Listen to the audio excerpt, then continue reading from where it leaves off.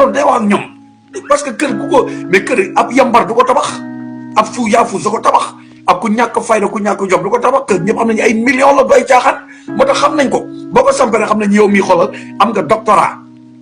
bu dee tubaab ma joxe ay papier da ngaa jàng ingénieur ga am nga master 1 man gawma loolu le man de gawma loolu terrain mooy baccalauréat mooy bac plus 5 pour man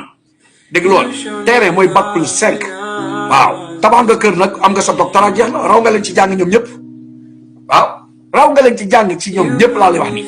donc loolu mooy dëgg ji wala man la da ngeen concentré wu leen ci kër gi moo leen di tontu